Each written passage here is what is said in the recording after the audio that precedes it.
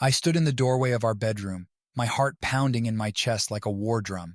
The dim light of the setting sun filtered through the curtains, casting an eerie glow over the room. There, on our bed, was my wife Julia, entangled in the sheets with another man. The scene was almost surreal, as if I had stumbled into someone else's nightmare. Julia's auburn hair was splayed out on the pillow, her face flushed and eyes half closed in a way that used to be just for me. The man beside her, Jackson, was a friend, or so I had thought. His hand traced a path along her bare skin, a gesture that made my blood boil. I couldn't move. My feet felt like they were glued to the floor, my body paralyzed by the shock and betrayal that coursed through me. My mind raced, trying to make sense of what I was seeing, but no logical explanation could justify this treachery. "How could you?" I wanted to scream, but the words caught in my throat. I felt a sickening twist in my gut, a mix of rage and heartbreak that left me breathless. The memories of our life together, our wedding, the late-night talks, the dreams we shared, all seemed to crumble in an instant. As I stood there, a silent observer of my own personal hell, they finally noticed me. Jackson's eyes widened in panic as he scrambled to disentangle himself from Julia. She turned to look at me, her expression morphing from pleasure to sheer terror. The color drained from her face, and she pulled the sheets up to cover herself, as if that could hide the enormity of her betrayal. "Andrew," she whispered, her voice trembling. I took a step forward, my fists clenched at my sides. "How could you, Julia? On our bed, in our home." Her lips parted, but no words came out. The silence that followed was deafening, filled with unspoken accusations and shattered trust. Jackson, still half-dressed, grabbed his clothes and bolted from the room without a word, leaving us alone in the wreckage of our marriage. I turned my gaze back to Julia, who was now sobbing uncontrollably, but her tears didn't move me. The sight of her, vulnerable and exposed, only fueled the inferno of anger inside me. "I trusted you," I said, my voice cold and devoid of emotion. "I loved you." She reached out a hand as if to touch me, to seek some form of absolution, but I recoiled, the thought of her touch repulsive in that moment. I made a mistake," she stammered, tears streaming down her face. "Please, Andrew, I can explain." But I didn't want to hear her excuses. The image of her with Jackson was seared into my mind, a permanent scar that would never fade. I turned and walked out of the room, out of the house, needing to put as much distance as possible between myself and the betrayal that had shattered my world. As I stepped into the cool evening air, I knew one thing for certain. Julia would pay for what she had done. The pain she had caused me would not go unanswered. I would make sure of it. The walk down the street felt like trudging through a fog. My mind was a swirling vortex of anger, hurt, and disbelief. I barely registered the world around me as I stumbled to the park, the place where I had proposed to Julia. It was supposed to be a sanctuary, a place of fond memories. Tonight, it was nothing more than a refuge for my tormented soul. I found a secluded bench and sat down, my head in my hands. The images of Julia and Jackson replayed in my mind over and over again like a broken record. The love we had shared felt like a cruel joke now. How had it come to this? How had I been so blind? My phone buzzed in my pocket. I pulled it out, half expecting to see a message from Julia, but it was a notification from work. I ignored it and stared at the screen, contemplating whether I should call someone, anyone, for support. But who would understand? Who could possibly comprehend the depth of my pain? After what felt like hours, I stood up and began to walk aimlessly. The night air was cool and crisp, doing little to soothe the burning rage within me. I found myself wandering through the city, passing by places that held memories of happier times with Julia. Every corner I turned seemed to bring a new wave of anguish. Eventually, I ended up at a bar. The neon sign flickered above the entrance, casting a dim glow on the street. I pushed the door open and walked in, the smell of alcohol and the sound of low chatter greeting me. I took a seat at the bar and ordered a drink, needing something, anything, to numb the pain. The bartender, a middle-aged man with a sympathetic look, handed me my drink without a word. I took a long sip, feeling the burn of the alcohol as it went down. It didn't take away the hurt, but it dulled it, if only slightly. As I sat there, nursing my drink, I couldn't help but replay the events of the evening in my mind. Julia's face, twisted in guilt and fear. Jackson's panicked escape, my own cold detachment as I walked out of the house. It was all so surreal, like a scene from a movie I couldn't escape. I don't know how long I sat there, lost in my thoughts. At some point, the bartender spoke, pulling me out of my reverie. "Rough night?" he asked, his voice gentle. I nodded, not trusting myself to speak without breaking down. He didn't press for details, just refilled my glass and left me to my thoughts. I appreciated that. The last thing I needed was to relive the nightmare by explaining it to a stranger. Eventually, the bar started to empty out. I glanced at the clock and realized it was late, well past midnight. I paid my tab and stumbled out into the night, my mind still a chaotic mess. I didn't want to go home, didn't want to face the reality that awaited me there, but I had nowhere else to go. As I walked the deserted streets, a plan began to form in my mind. It was still vague, more a collection of angry thoughts and dark fantasies than a concrete strategy. But one thing was clear. I wasn't going to let this betrayal go unanswered. Julia and Jackson had taken everything from me, and I was going to make sure they paid for it. When I finally reached home, the house was dark and silent. I hesitated at the door, dreading what I might find inside. But when I stepped in, the sight of our once happy home only solidified my resolve. The love and trust I had once felt were gone, replaced by a cold, burning need for revenge. Julia was asleep on the couch, tear-streaked and clutching a pillow. I looked at her for a moment, feeling a pang of the love I once had, but it was quickly overshadowed by the memory of her betrayal. Without a word, I went to the bedroom, packed a bag, and left. I needed time to think, to plan, and I needed to be far away from Julia. As I drove away, I knew there was no turning back. The road ahead was dark and uncertain, but one thing was clear. I was going to make them both pay. The days that followed felt like I was living in a haze. I moved into a small, nondescript apartment on the other side of town, far away from the memories of Julia and our life together. It was a stark, empty place, but it was what I needed. Somewhere to think, to plan, to let the fury inside me fester and grow. Every morning, I woke up with the image of Julia and Jackson burned into my mind. The anger was always there, simmering just beneath the surface. But I knew I had to stay calm, stay focused. Revenge, I decided, would be best served cold. I took a leave of absence from work, claiming personal issues. My colleagues were understanding, their sympathy almost suffocating. They didn't need to know the truth. No one did. This was my battle to fight, my betrayal to avenge. During the first few days, I drove by our house a couple of times. I watched from a distance, seeing Julia go about her daily routine. She looked lost, like a shadow of the woman I once loved. But there was no room for pity in my heart, only the burning desire for retribution. One evening, about a week after I had left, I parked my car a few blocks away and walked to the house. I had a key, of course, but I didn't plan on using it. Instead, I circled around to the backyard and quietly slipped in through the basement window. It was a risky move, but I knew Julia wouldn't be down there. She avoided the basement, claiming it was too cold and damp for her liking. Once inside, I moved silently through the darkness, my eyes adjusting to the dim light. I crept up the stairs and into the main part of the house, making my way to the living room. Julia was there, sitting on the couch, staring blankly at the TV. She didn't notice me. I watched her for a moment, my heart a cold stone in my chest. Then I turned and went to her bedroom. The sight of the bed made my stomach churn, but I pushed the feeling aside. I opened her closet and quickly found what I was looking for. Her laptop. I took it and quietly left the way I came, my heart pounding with the thrill of the risk I had taken. Back in my apartment, I powered up the laptop and hacked into her email and social media accounts. It wasn't hard. Julia had never been particularly tech-savvy. I read through her messages, looking for anything that could give me an edge, something I could use against her and Jackson. There were countless messages between them, full of sweet nothings and plans for the future. It was sickening. But amidst the nauseating love notes, I found what I was looking for: Jackson's work schedule, sent to Julia so she'd know when he was free to meet. I took a deep breath, feeling the first real sense of control since that fateful night. I had a starting point. I spent the next few days gathering information. I followed Jackson and learned his routines, his habits.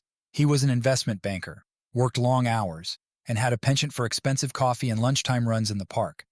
I watched him from afar, my anger fueling my determination. I also started setting up the warehouse I had rented. It was an old, abandoned building on the outskirts of town, perfect for what I needed. I installed cameras and recording equipment and set up a small, makeshift office. It became my command center, a place where I could plan and execute my revenge without fear of being discovered. As I delved deeper into Jackson's life, I discovered that he wasn't as perfect as he seemed. He had skeletons in his closet, old business deals gone wrong, a gambling habit he kept well hidden. It was exactly what I needed. One night, I sat in my makeshift office, surrounded by screens showing live feeds from the cameras I had installed around Jackson's house and office. I leaned back in my chair, a sense of grim satisfaction settling over me.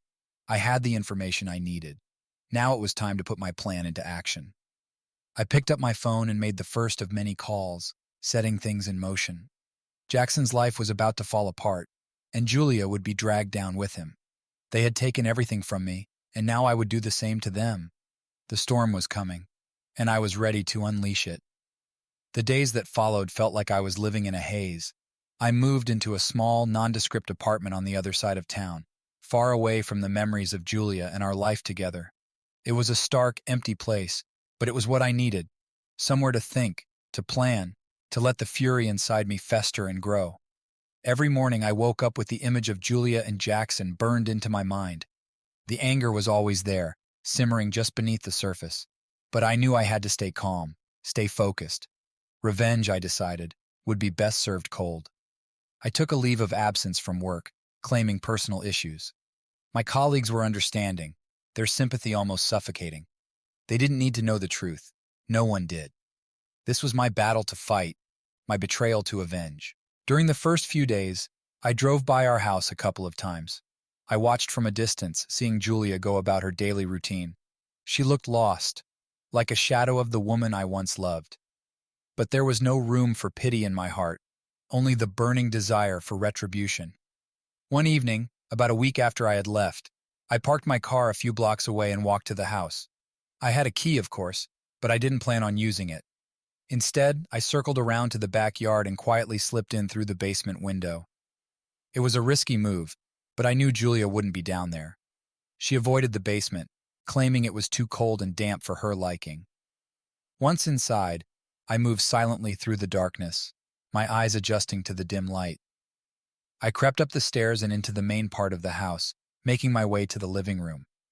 Julia was there, sitting on the couch, staring blankly at the TV. She didn't notice me. I watched her for a moment, my heart a cold stone in my chest. Then I turned and went to her bedroom. The sight of the bed made my stomach churn, but I pushed the feeling aside. I opened her closet and quickly found what I was looking for, her laptop. I took it and quietly left the way I came, my heart pounding with the thrill of the risk I had taken. Back in my apartment, I powered up the laptop and hacked into her email and social media accounts. It wasn't hard. Julia had never been particularly tech-savvy. I read through her messages, looking for anything that could give me an edge, something I could use against her and Jackson. There were countless messages between them, full of sweet nothings and plans for the future. It was sickening. But amidst the nauseating love notes, I found what I was looking for. Jackson's work schedule, sent to Julia so she'd know when he was free to meet. I took a deep breath, feeling the first real sense of control since that fateful night. I had a starting point. I spent the next few days gathering information. I followed Jackson and learned his routines, his habits. He was an investment banker, worked long hours, and had a penchant for expensive coffee and lunchtime runs in the park. I watched him from afar, my anger fueling my determination. I also started setting up the warehouse I had rented. It was an old, abandoned building on the outskirts of town, perfect for what I needed. I installed cameras and recording equipment and set up a small, makeshift office.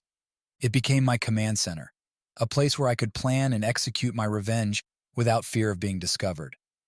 As I delved deeper into Jackson's life, I discovered that he wasn't as perfect as he seemed. He had skeletons in his closet, old business deals gone wrong, a gambling habit he kept well hidden.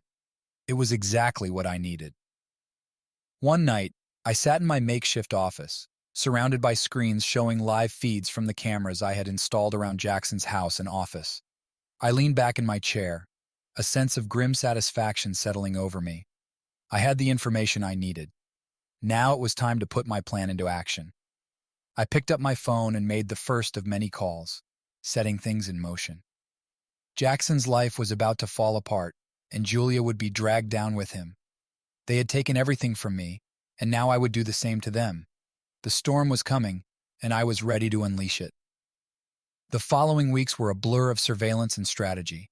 Every moment was dedicated to gathering information and refining my plan. I rarely slept, fueled by the adrenaline of what was to come. I knew that to destroy Jackson and Julia, I had to be meticulous, leaving no room for error. I spent my days trailing Jackson, observing his every move. His life was an open book to me now. I knew when he left for work, where he ate lunch, and when he returned home. I learned the names of his colleagues, his routines, and his weaknesses. The more I watched, the more disgusted I became. He was arrogant, confident, and completely unaware of the storm brewing around him. During one of my surveillance sessions, I noticed Jackson had a particular fondness for a high-end cafe near his office. He visited almost daily, flirting shamelessly with the barista, a young woman named Rachel. I saw an opportunity and decided to exploit it.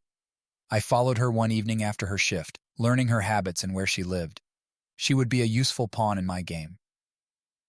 Julia, meanwhile, had retreated into herself. She looked worn and fragile, a shell of the woman I once knew. She spent her days at home, rarely venturing out. I watched her through the cameras I had discreetly placed around the house, feeling a twisted sense of satisfaction at her misery. She deserved every bit of it. With the information I had gathered, I began the next phase of my plan. I contacted a private investigator, a man named Marcus, who had a reputation for discretion and efficiency. I hired him to dig deeper into Jackson's past, to find every skeleton hidden in his closet. Marcus didn't ask questions, he simply nodded and got to work. While Marcus investigated, I focused on Julia. I wanted her to feel isolated and paranoid. I started small, leaving subtle signs that I was still around. A misplaced object, an open window, a message on her bathroom mirror written in lipstick. Each little act chipped away at her sanity, making her question her reality. I wanted her to feel the same fear and confusion I had felt. One night, I watched as Julia sat on the couch, clutching her phone, her eyes darting around the room. She looked exhausted, her once vibrant eyes now dull and lifeless. She picked up her phone and dialed a number. I zoomed in on the screen and saw she was calling her mother. "Mom, I can't take it anymore," she said, her voice trembling. "I feel like I'm going crazy. Things keep moving around the house, and I swear I hear someone walking around at night. I don't know what to do." I listened to her mother's comforting words, telling her to stay strong and that it was probably just stress. I smirked, knowing that Julia's torment was only just beginning. Marcus finally came through with the information I needed. He handed me a thick folder filled with documents detailing Jackson's indiscretions. There were shady business deals, evidence of tax evasion, and a gambling problem that had nearly ruined him a few years ago. It was a goldmine. I reviewed the information, formulating the final steps of my plan.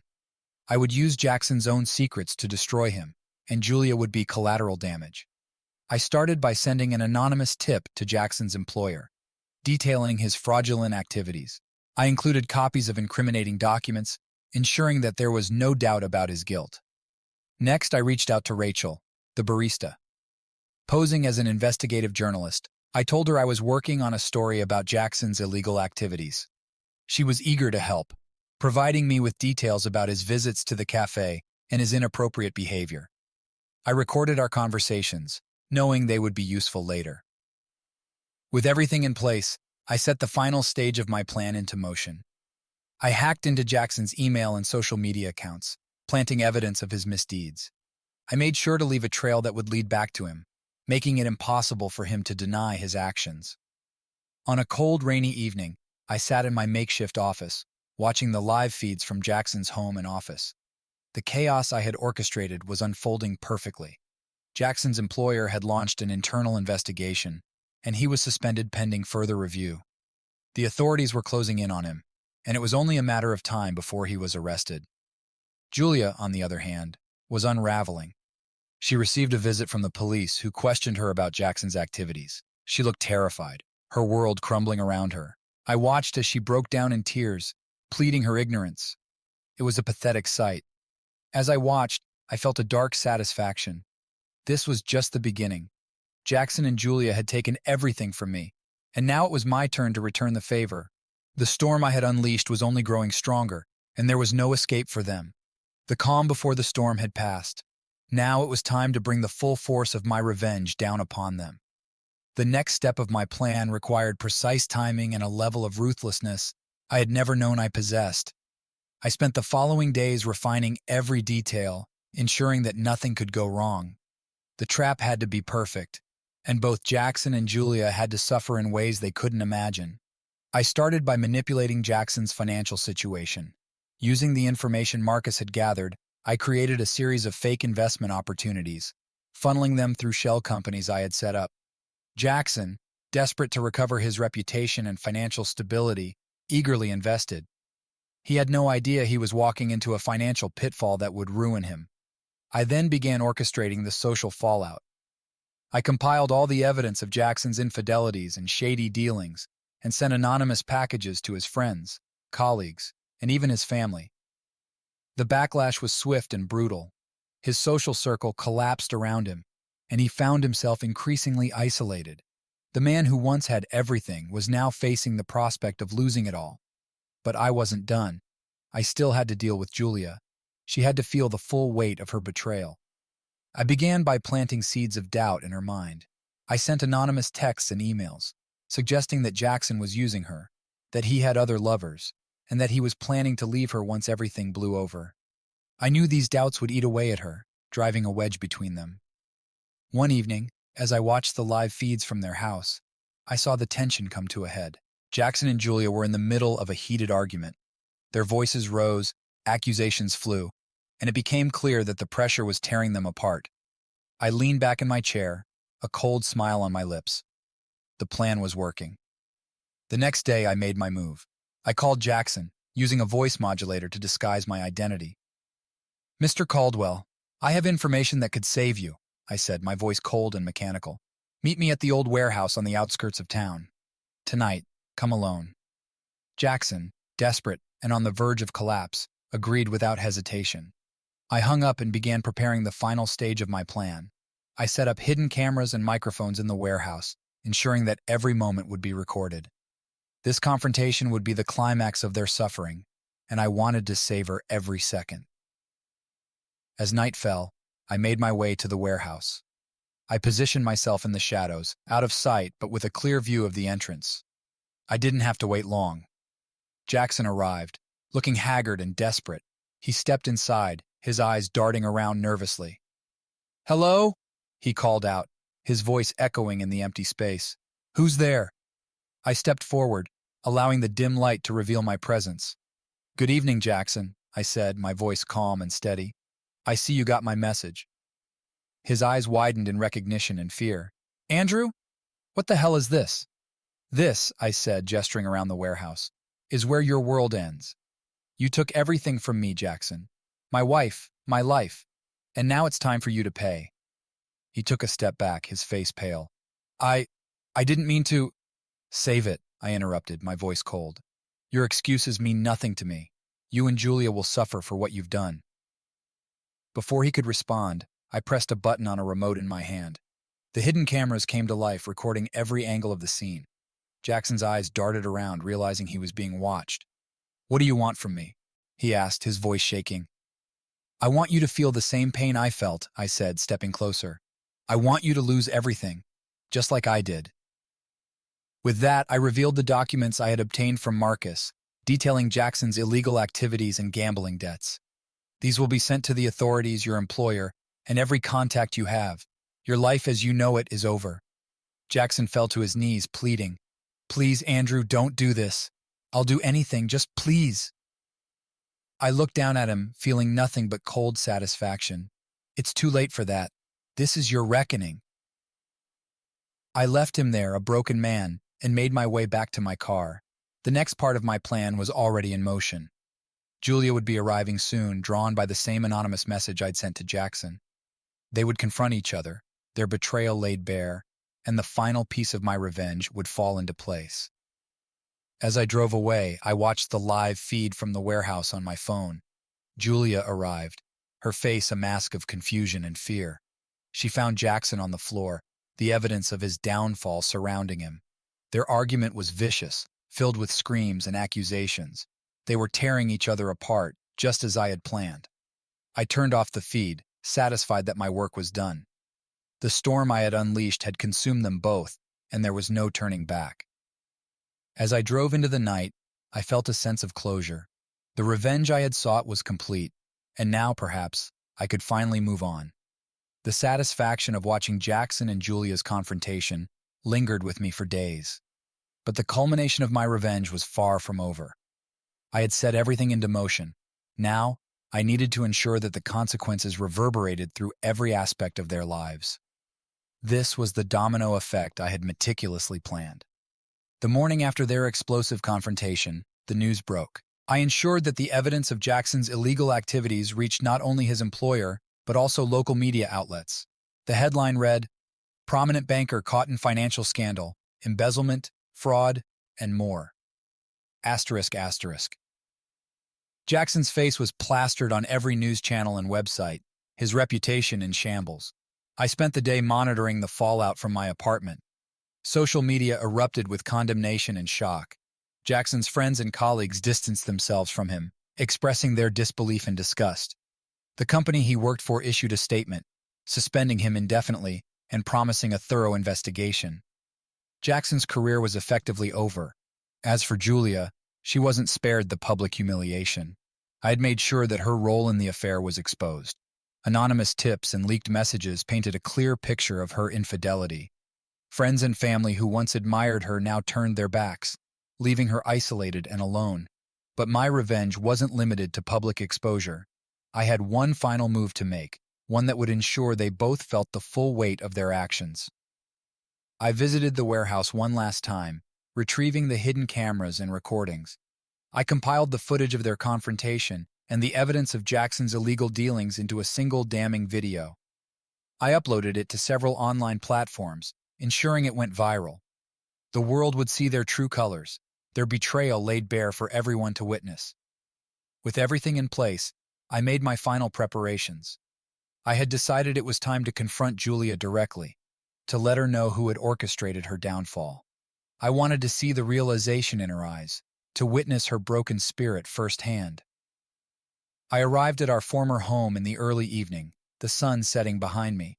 The house looked empty, devoid of the warmth it once held. I walked up to the door and knocked, my heart pounding with anticipation. After a moment, Julia opened the door, her eyes red and swollen from crying. "Andrew," she whispered, her voice trembling, "what are you doing here?" I pushed past her and stepped into the house. "We need to talk. You destroyed our marriage, our life together. And now you're going to pay for it." She looked at me, confusion mingling with her despair. "What do you mean?"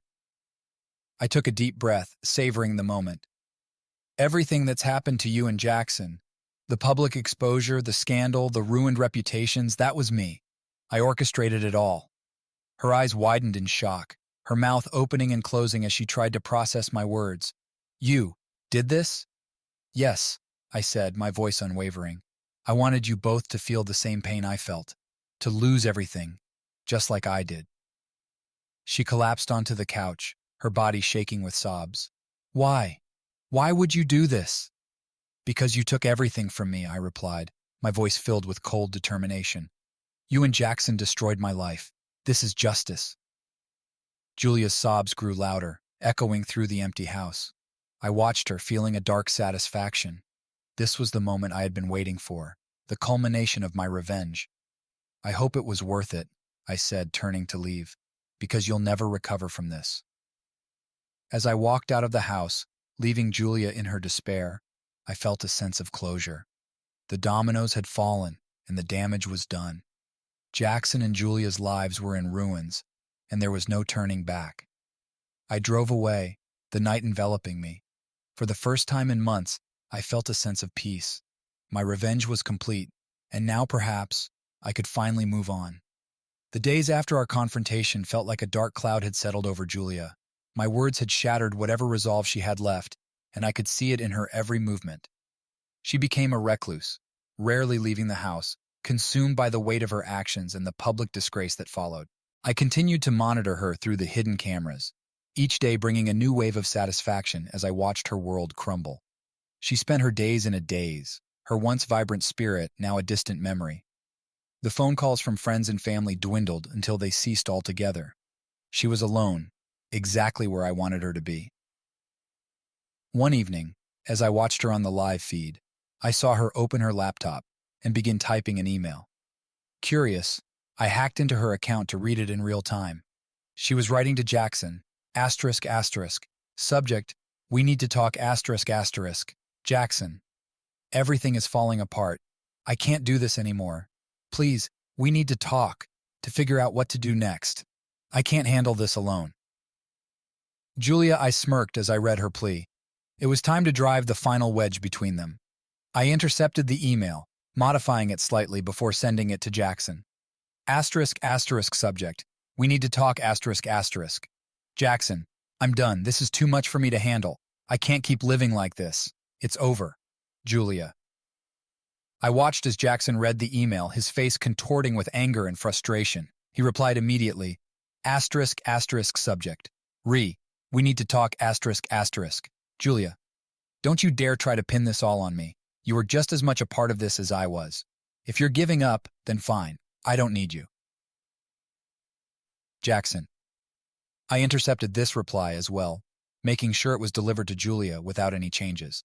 I wanted her to feel the full impact of his words. When she read it, the look of despair on her face was exactly what I had hoped for. Julia's mental state deteriorated rapidly after that.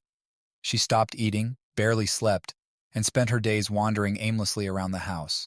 She tried calling Jackson several times, but he never picked up. He was as isolated as she was, each of them drowning in their own misery. I decided it was time to push her further. I began sending her anonymous messages, each one designed to chip away at her remaining sanity. I sent texts that seemed to come from Jackson, filled with cruel accusations and reminders of their betrayal.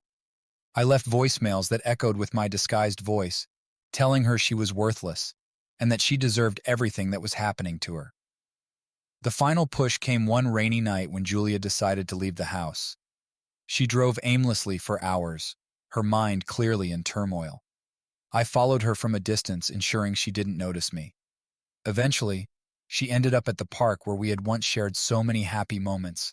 The irony was not lost on me. She sat on a bench, staring out at the dark water of the pond. I parked a short distance away and watched, waiting for the right moment. When I saw her take out her phone and start typing, I knew it was time. I approached her slowly, making sure she didn't hear me until I was right behind her. "Julia," I said softly, my voice cutting through the silence. She jumped, dropping her phone and turning to face me. The look of shock and fear in her eyes was almost enough to make me hesitate. Almost. "Andrew," she whispered, her voice trembling. "What are you doing here?" I took a seat next to her on the bench, maintaining a calm demeanor. "I needed to see you," I said, "to make sure you understand the full extent of what you've done." She stared at me, tears welling up in her eyes. "I'm so sorry, Andrew. I never meant for any of this to happen. Please, you have to believe me." I shook my head slowly. "It's too late for that, Julia. Your apologies mean nothing to me now." She broke down, sobbing uncontrollably. "I've lost everything. I don't know what to do." I looked at her, feeling a dark satisfaction. "You made your choices, Julia. Now you have to live with the consequences." With that, I stood up and walked away, leaving her to her despair. As I drove home, I felt a sense of finality. The dominoes had fallen, and the damage was done. Jackson and Julia's lives were in ruins, and there was no turning back. For the first time in months, I felt a sense of peace. My revenge was complete, and now perhaps I could finally move on. The aftermath of my actions lingered for weeks, like the fading echoes of a storm. The media frenzy around Jackson's scandal continued to grow, with every new revelation driving the nails further into his coffin. His arrest was inevitable, and when it finally came, it was a spectacle. Cameras flashed, reporters shouted questions, and Jackson was led away in handcuffs, his face a mask of defeat. Julia's descent into isolation became more profound. The once vibrant woman I had loved was now a ghost, haunting the ruins of our shared life. She seldom left the house, and when she did, it was only to perform the most necessary errands. The rest of the time, she drifted through the empty rooms, a silent witness to her own undoing. My surveillance of them became less frequent. I no longer felt the need to watch their every move. The satisfaction I had sought had been achieved, and there was nothing more to gain from their continued suffering. It was time to focus on myself, to find a way to rebuild what had been broken. I started by dismantling the setup I had created. The cameras, the recordings, the elaborate system of deceit. It all had to go. Piece by piece, I took it apart, erasing the evidence of my revenge. It was a symbolic act, a way to close this dark chapter of my life. I reached out to old friends, those who had stood by me even when I had withdrawn into my obsession. I explained my absence with vague mentions of personal struggles, and they welcomed me back with open arms. Their kindness and understanding were a balm to my wounded soul, a reminder that not all connections were built on lies and betrayal.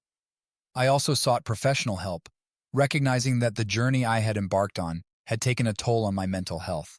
Therapy became a regular part of my routine, providing a space for me to process the anger, pain, and guilt that had fueled my actions. It was a long, difficult process, but each session brought me closer to a place of acceptance and healing. One day, several months after the final confrontation with Julia, I received a letter. It was from her, written in a shaky hand, the words a desperate plea for understanding. Asterisk, asterisk, Andrew, asterisk, asterisk, asterisk, asterisk.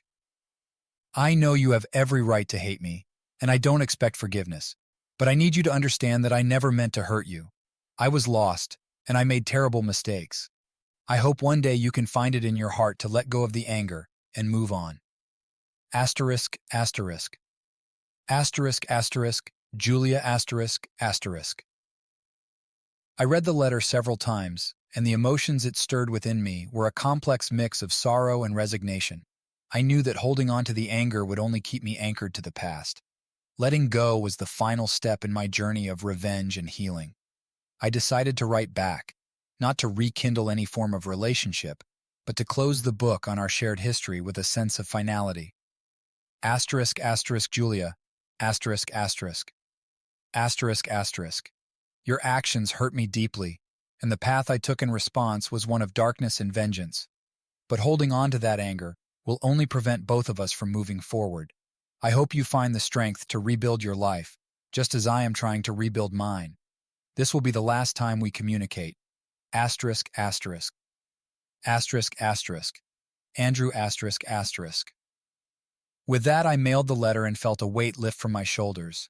The chapter on revenge was truly over, and it was time to look toward the future. I started focusing on my career again, diving into projects with a renewed sense of purpose.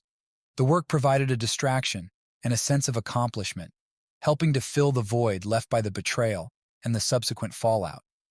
I also began to explore new hobbies and interests, things that had been neglected during the months of planning and execution. As the seasons changed, I found myself gradually emerging from the shadows of my past. I made new friends, reconnected with old ones, and even started dating again. It was not an easy road, but each step forward was a testament to my resilience and determination to move on. One crisp autumn evening, I found myself walking through the park where Julia and I had once shared so many memories. The air was cool, the leaves a vibrant tapestry of reds and golds.